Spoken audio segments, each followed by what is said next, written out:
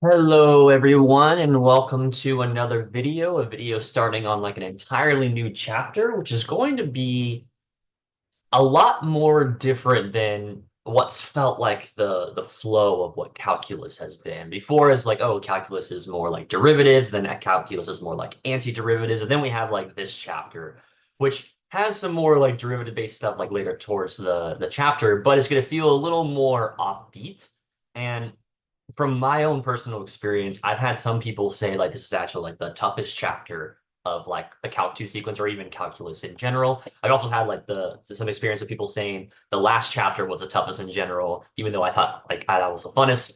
Um, so maybe you'll think one way or the other, but it is definitely different. It's going to feel like kind of starting over, which can be even a good thing if you felt like you were struggling with the prior stuff. Well, here we have a chance for a fresh start, but still some calculus-based stuff, we'll say. So getting started, we're going back to sequences and series. So this first section is just doing like an overview, getting some definitions and stuff like that.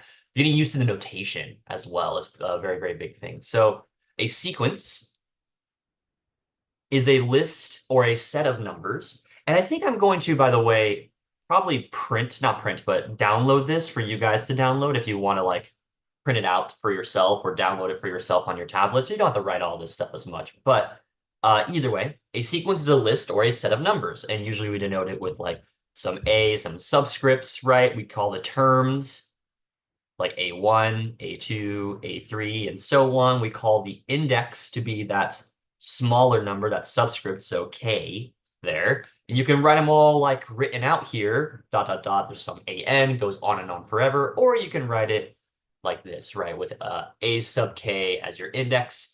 And your index goes from 1 to infinity, so this goes on and on forever, right?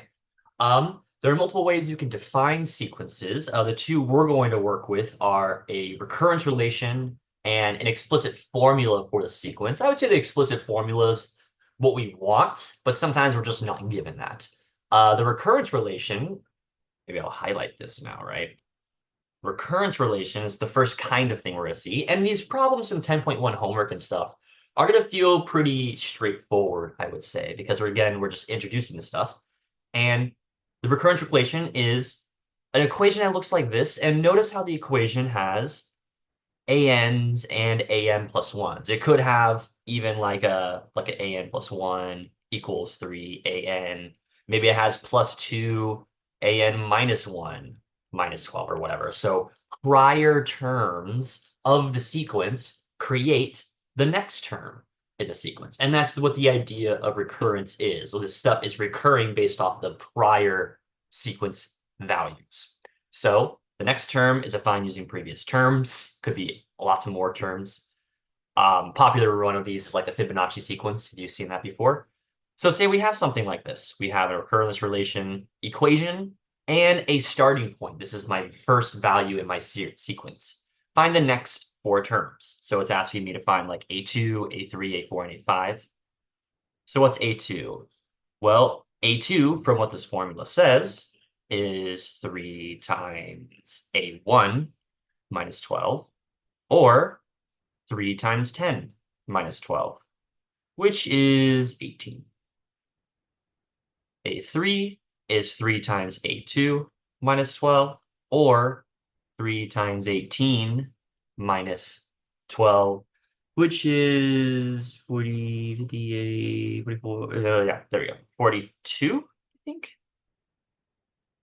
A4 is going to be 3 times A3 minus 12, which is 3 times the prior term, right? A3 is 42, we already found, minus 12. I know my mental math is gonna reach its limits here. What is this? 126, so 114? Okay. And then lastly, let's see if I can do this. A5 is 3 times the previous term, which is A4 minus 12, or 3 times 114 minus 12. Oh, this shouldn't be too bad. What is this? 42, 330? Yeah, that looks right. If it ain't right, just tell me. Oh, wait, no one's here. Okay, so if I want to write this as this notation up here, right, I can go A1, which was 10, A2, 18, 42, 114, 330, dot, dot, dot, right? And sometimes you're given something like this and you're asked, oh, can you guess what the recurrence relation is? That's not easy. Like you can't just go and look at this and be like, oh yeah, that looks like this is defined by the previous term, 3 times the previous term minus 12. I mean, clearly, right? So some of these can get a little ugly, or even something as simple looking as this, if you write all these terms, it's not going to be easy to find the recurrence relation. But if we start with this, we can find every single term pretty easily. Yeah. A little bit easier to spot, which is why I think we like these things better, is an explicit formula, which is another way to define a series or a sequence, excuse me. Just given some function in terms of the sum index whose domain is the integers. So your an is defined by some function or some equation with n's in it here. So here, if I have an equals 2 to the n plus 1 over 2 to the n plus 1, it's tough to say both of those versions in English, but the n plus 1's in the exponent, I think you can see here. Find the first 4 terms. A1, well, n is equal to 1 in this case. So I'm going to do 2 to the 1 plus 1 over 2 to the 1 plus 1, or 2 squared over 3, which is 4 over 3. B2 is, well, n is equal to 2 here, so it's 2 to the 2 plus 1, and then 2 squared plus 1. So what is that? 2 cubed over 5, or 8 over 3? And then let's find, I'll even do it over here. A3 is equal to 2 to the 3 plus 1 over 2 to the 3 plus 1 on the side there. So 2 to the 4th over 8 plus 1, or 9, which is 16 over 9. And then lastly, A4. Right, so a lot of this is just very computation based at the beginning, right? Like we just gotta put in the work and show our work here. 4 plus 1 over 2 to the 4 plus 1. Good thing I play the game 2048, so I know the top is going to be to the 5th, to the 4th plus 1, or 32 over 16 plus 1, so 17. And we keep going on and on and on from there. If we were to write this as the sequence in the bracket notation here, well, our first number was 4, 3. Our second number was 8 over, not 3, a 5 here. Third is 16 over 9. Fourth is 32 over 17. Is that right? Yeah. Yeah, that looks right here. Yeah, yeah. And then we go on and on forever. And the nth term, we can't even write it, is 2 to the n plus 1 over 2 to the n plus 1, like that. And going a little deeper into this here, this is a little easier to see a pattern, right? Going from here to here, it looks like I'm multiplying by 2, right? So I can see what the next term is without even doing much. And here it looks like I'm multiplying by 2. I'm multiplying, let's watch this up here. So this is the first term.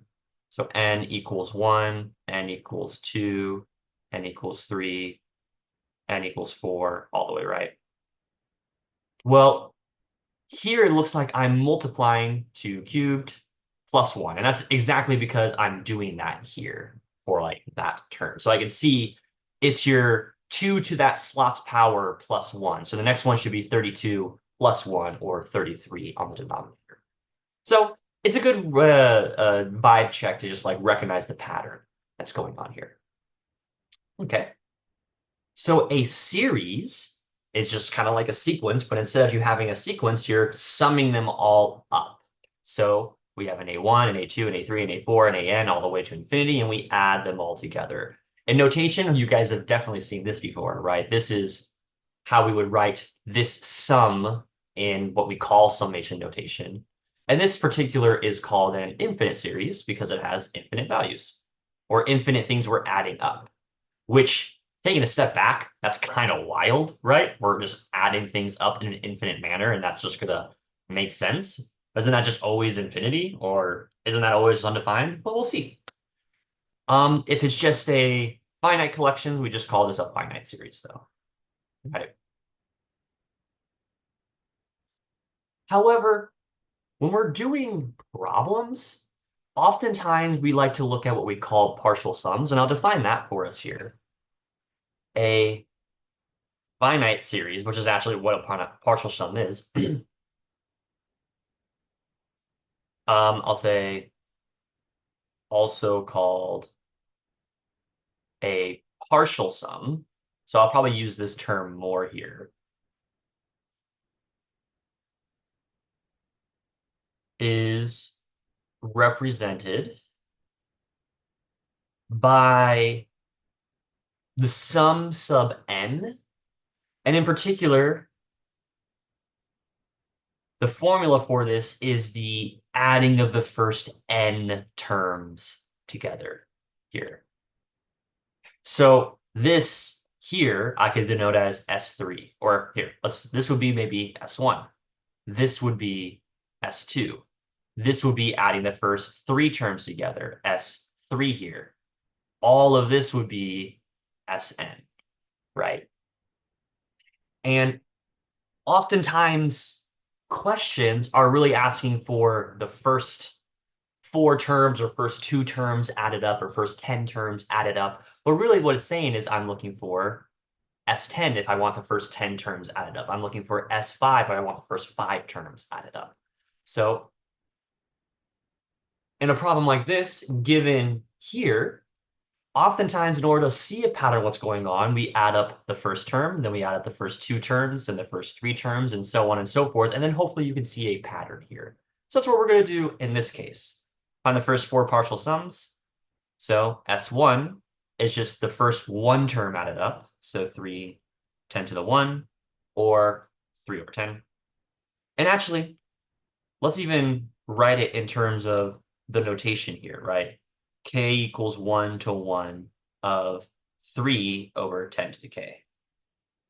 So that is just that first term, 3 over 10 to the 1, or 0.3 here, right? S2 is the summation from k equals 1 to 2, 3 over 10 to the k, which means, while now that I've interpreted my notation here, I'm adding up my first two terms of this infinite series. 3 over 10 plus 3 over 10 squared, or 3 over 100. I notice that's 0.33 if you added those up. S3 summation k equals 1 to 3 of 3 over 10 to the k. So what is that? First three terms added up in the series, 3 over 10, 3 over 100, plus 3 over 1,000. 0.333. Pretty easy series here. Let's make this a little smaller. So I'm trying to fit everything in here, right?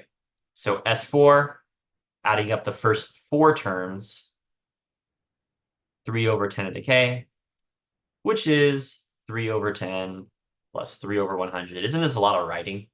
Plus 3 over 1,000 plus 3 over 10,000, right? Because 10 to the 4 is 10,000. Now, I'm not even adding these up, right? I'm really just calculating and looking at this pattern here, right? So if I wanted to estimate the limit of these partial sums, well, I'm sure S5 will be 0.33333. S6 will be 6 threes repeating. S100 will be 100 threes repeating.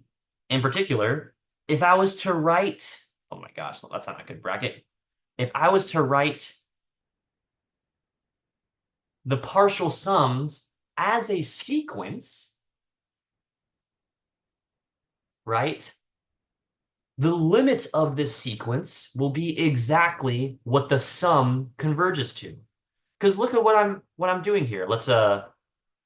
Let me write this out, right? 3 over 10, 3 over 100, 3 over 1,000, 3 over 10,000, plus 3 over 10 to the k, and it keeps on going on and on forever, right? Well, this is just what S1 is. This is S2, S3, S4. If I keep going on and on, this is SK.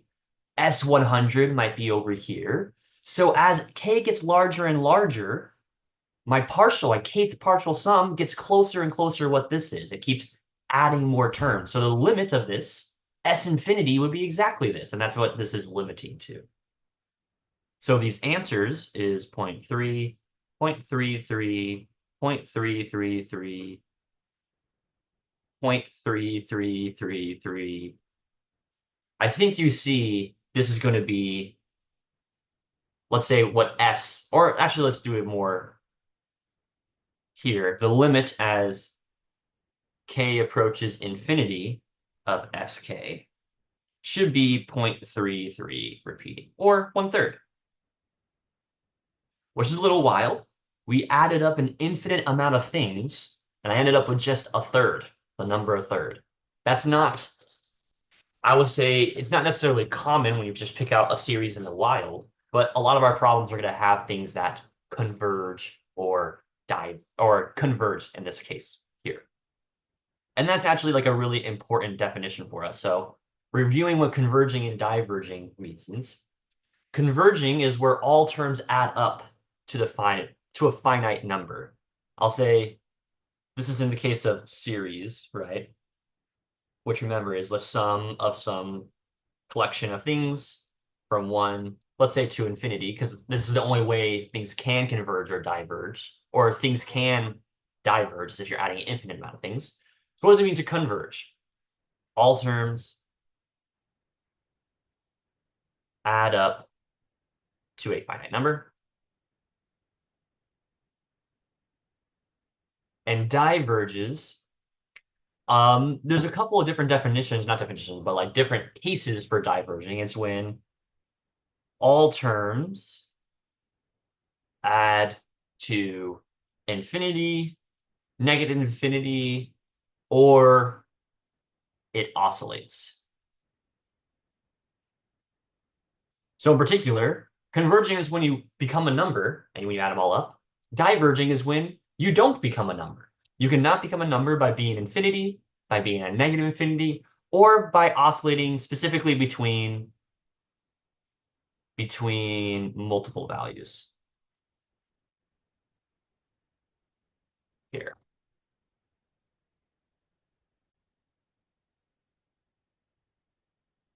And this leads to a theorem for convergent series, because just saying, oh yeah, it converges because all the numbers add up to a finite number, that's a little tougher to just find straight up, right? And in fact, the entirety of this chapter, not even just this section, this entire chapter is like developing, just like last chapter, a tool set for figuring out when an infinite series does converge or diverge. So the classic theorem for how we're starting off here is the theorem for convergent series. An infinite series, let's just do the generic one, and I'll stay with k's here. Is 1 to infinity. You can do n's or i's. I'm going to stay with keys. Is convergent to some finite value.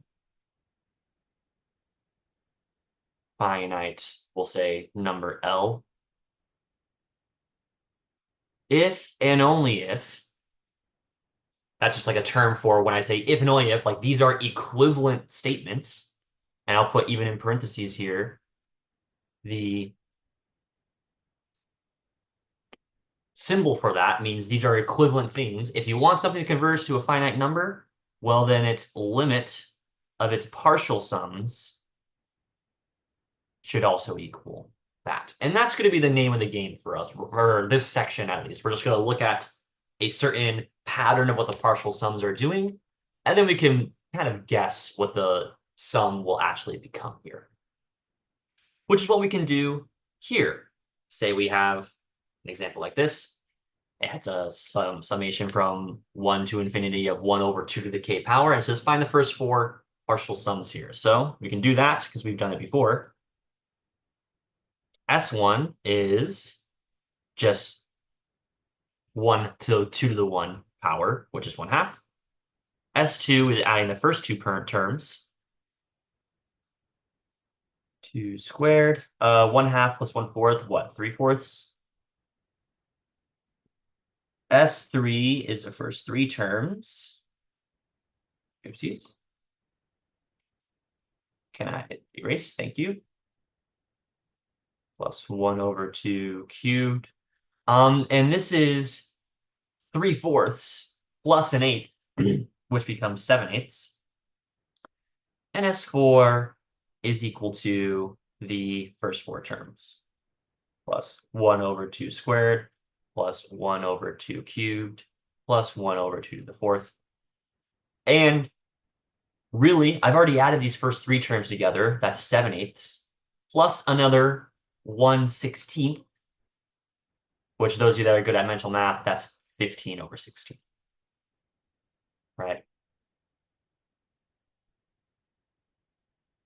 So give a formula for the nth partial sum. Give a sense like a closed form for the nth partial sum here. That's what I mean by n. Let me scroll up for a second. Ooh, so many notes already. By an explicit formula, you can also think of it as like a closed form instead of recurrence relations are not really a closed form. But either way, finding that explicit formula,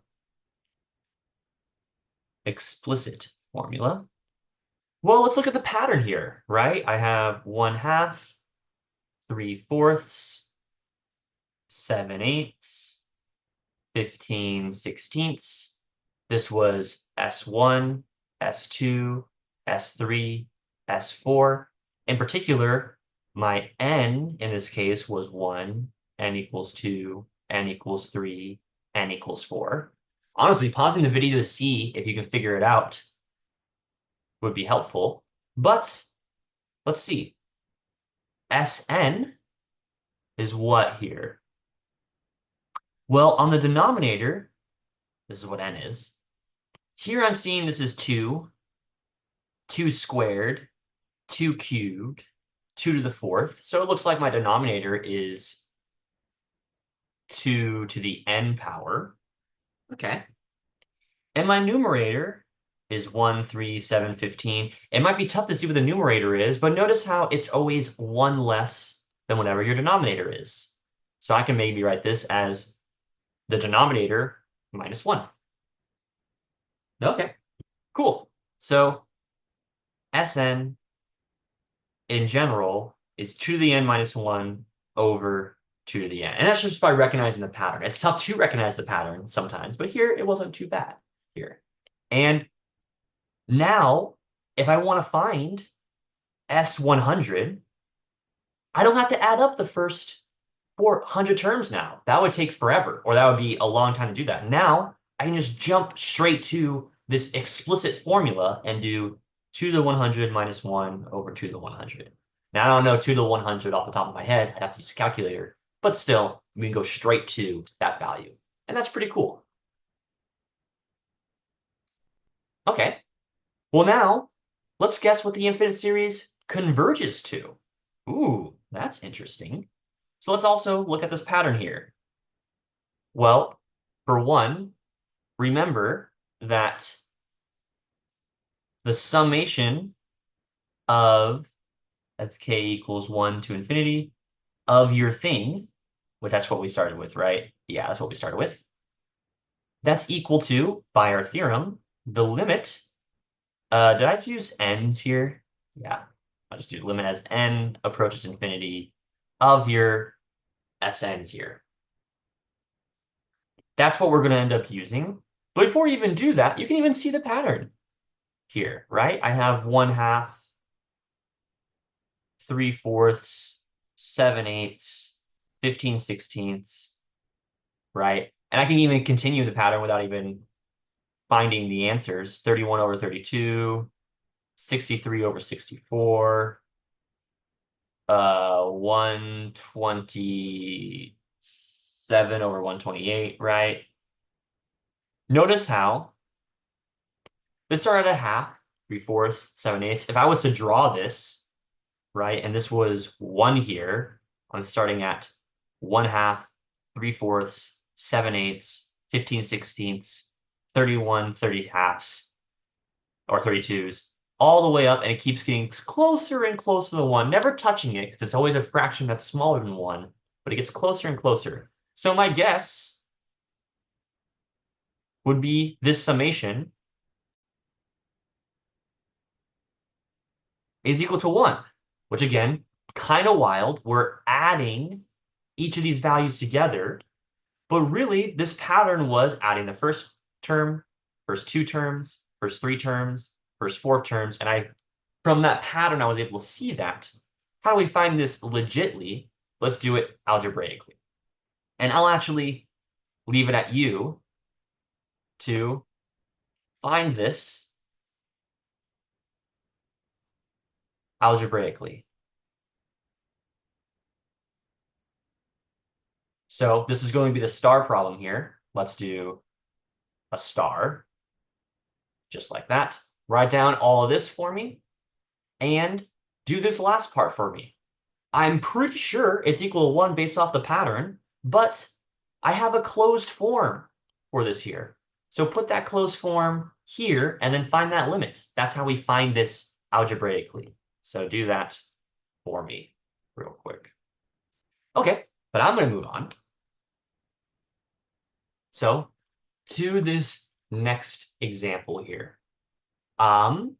Another series. Here's based off of cosine. So finding the first 4 partial sums, again, we could find what the first number added up is. This is just cosine of 1 pi, which cosine of pi, remember, is -1. S2 is going to be cosine of 1 pi plus cosine of 2 pi. I'm adding the first 2 things in this series. Cosine of 1 pi is -1. Cosine of 2 pi is 1, so this equals 0. S3 is cosine of pi plus cosine of 2 pi plus cosine of 3 pi, which is equal to -1 plus 1 minus 1, or -1. And S4 is going to be, oh man, so much writing. But if I'm doing it, that means I want you to do it. Cosine of 3 pi. Adding the first 4 terms is up to cosine of 4 pi, right? So cosine of pi, -1. Cosine of 2 pi, 1. Cosine of 3 pi, -1. Cosine of 4 pi, 1. And that's just from the unit circle, right? This is the even pies. These are the odd pies. See, these are the odd pies. These are the even pies here. The x value on the unit circle is 1 here and -1 there. So we're really just going to be alternating between the even and odd pies. In particular, this becomes 0 again when you add them all together. And let's highlight these answers. There's a lot of 1s and -1s there, right? So again, we can guess the limit or state it doesn't exist. What do I have here? If I looked at this as a sequence, right? Here, each of these represents adding up the first n terms, adding up the first 3, the first 4, the first n terms. If I treat this as a sequence now, I can look at the limit of the sequence or the pattern that sequence goes. Whatever that pattern goes towards is exactly what that sum would be. So let's look at what we have here. The first value was -1, then 0, then -1, then 0. And I honestly, if we continue this pattern, it would just keep going back and forth, right? On and on forever. In particular, this is not zeroing in on a finite number, which means this limit as n approaches infinity of s of n, we're going to say does not exist. In particular, this is an example of what I said before of oscillating, because it's bouncing between 2 values here, between -1 and 0, -1 and 0, -1 and 0. So yikes, right? In particular, because of what this notation means here, we can say, for some reason we keep going back to k here, so I'm going to stay consistent. This summation of cosine of ki diverges due to oscillation. Oscillation. Because this is exactly what this is by our theorem, we just go straight back and forth from here. Okay. A couple of things here. Some notes for sequences and series, because we kind of hop back and forth between them, right? But in terms of for both converging or for converging, not looking at, I'm looking at them individually. That's what I mean here. Here, remember sequences look like this, which is like an A1, an A2, an A3, all the way up to like an AN and on forever, right? This converges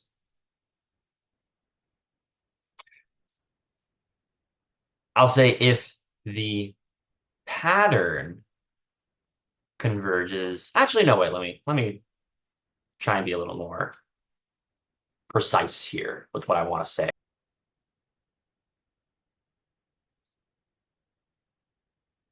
Okay, yeah, I think this is the difference I wanted to show between sequences and series. A sequence is just a list of numbers, right? So to converge,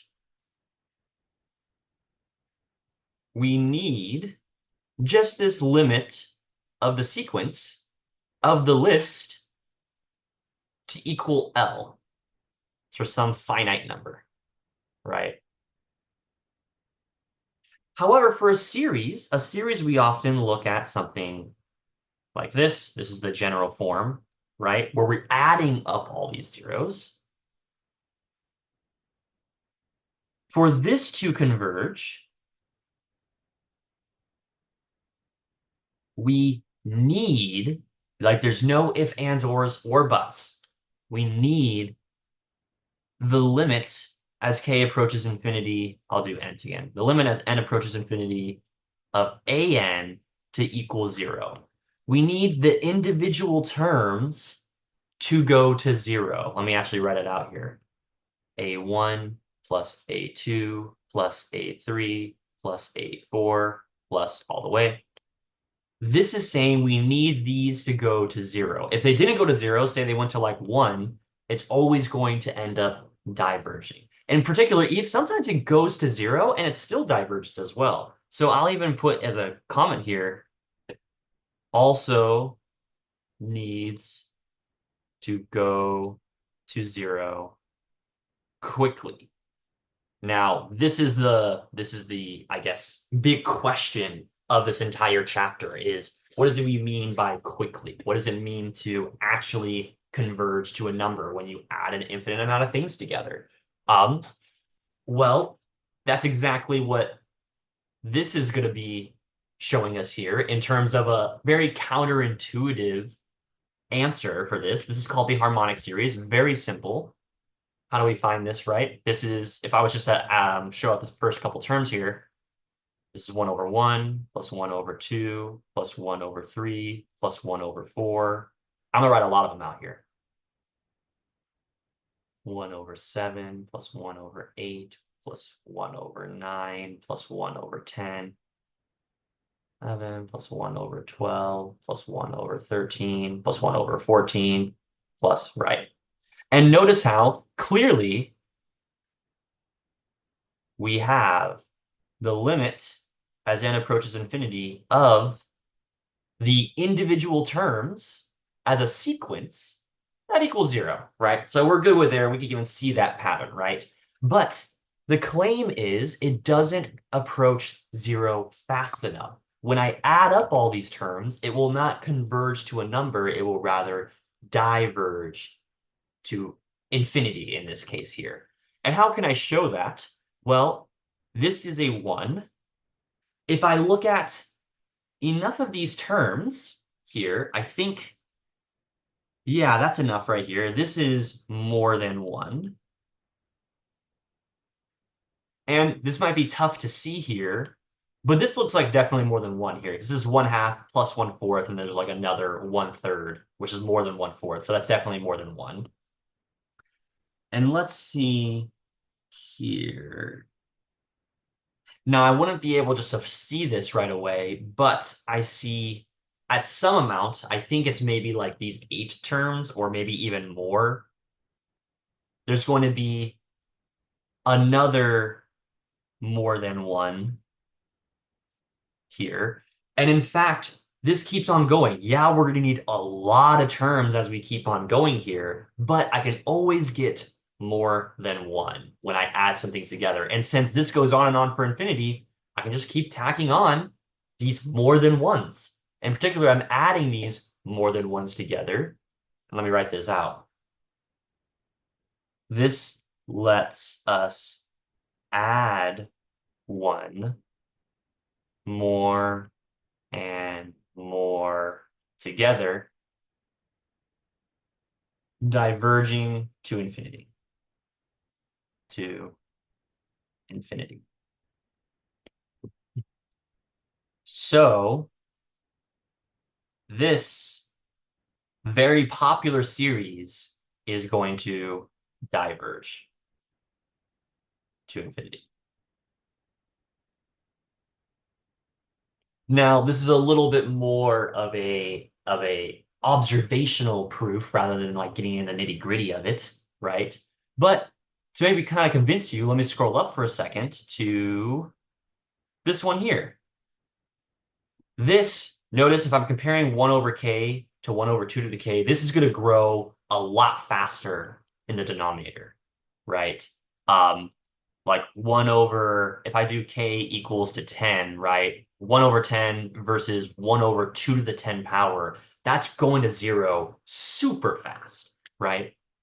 So in particular, when I add up all these individual terms here, right?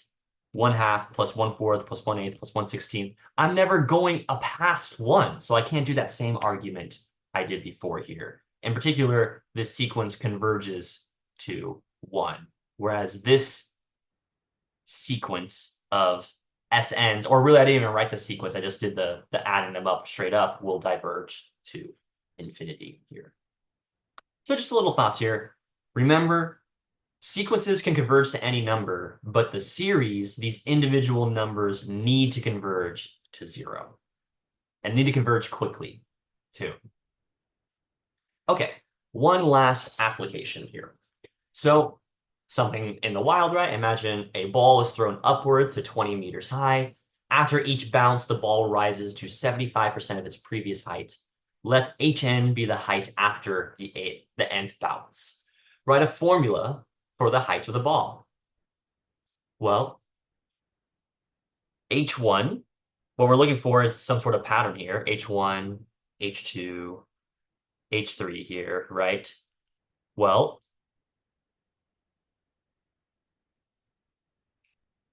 after each bounce, the ball raises to 75% of its previous height, and this is after the first bounce. So after the first bounce here, it was 20 meters high, or let me write this out. Previous height is something, and in order to find the next height, I need to do 75% of that, which is 3/4 here. So this is 20 meters times 3/4, which I think is 15 meters. H2 is your previous height times 75%, which was 15 times 3/4, which now I need a calculator. So let me get my phone out real quick. 15 times 3 divided by 4. 15 times 3 divided by 4. Yeah, 11.25 meters. H3 is my previous height times 3/4, which is equal to 11.25 times 3/4. So times 3 divided by 4. What is this? 8.4375. And it's like, oh man, I'm not really seeing a pattern here. Well, let's go a little bit deeper with this here, right? Instead of just going from one to the next number, what did I really do here? This was 20 times 3/4. This is 20 times 3/4 times 3/4 because it's my previous height, which was this, times 3/4, right? Now I'm doing my previous height for the next one, times 3/4. That is what my previous height is. This height I put right here. And for my next thing, I need to take 75% of it. So times 3/4 again. Or now let's be even more creative. Let's do 20 times 3/4. This is 20 times 3/4 squared, 20 times 3/4 cubed. Okay, I'm seeing a pattern now, right? H1, 20 times 3/4. H2, 20 times 3/4 squared. H3, 20 times 3/4 cubed. Okay. Hn, for any n, any bounce, that's got to be 20 times 3/4 to the n power. It's got to be, right? Come on, it's got to be. It's got to be or I'm Aunt Jemima. Okay, well, we actually found the first four heights of the ball, or first three at least. So H1 was 15 meters. H2 is what? 11.25 meters. H3 was 8.4375 meters. H4 was, and let me get my scientific calculator out. Well, I don't need to do the previous height times 3/4. I can just use my straight up formula here. 3 divided by 4 to the fourth power. And that is 6.328125. So maybe I can start rounding a little bit here. But this next part shouldn't be too bad here. If I'm guessing the limit of the HNs, where the HNs, I'm not doing a series here. I'm just doing like a sequence, right? So if I was to guess the HNs here, I really just need to use this. Hopefully, we're going to hope to think that this is going to end up becoming 0 as you limit to infinity, because we're bouncing a ball, right? If I bounce a ball 20 meters high, and then it bounces 75%, and then 75%, and then 75%, you've all bounced the ball before, and it starts, right? So it should be 0, but how do we find that? Well, the limit as n approaches infinity of 20 times 3/4 to the n power, that's what my Hn is, right? And I can separate that 20, which gives me, and I'm actually going to separate these n's here. Actually, no, I'll do that in the next step. 3/4 to the n. The 20 is not a part of it, so you can pull that out of the limit. In particular, this is the limit as n approaches infinity of 3 to the n over 4 to the n.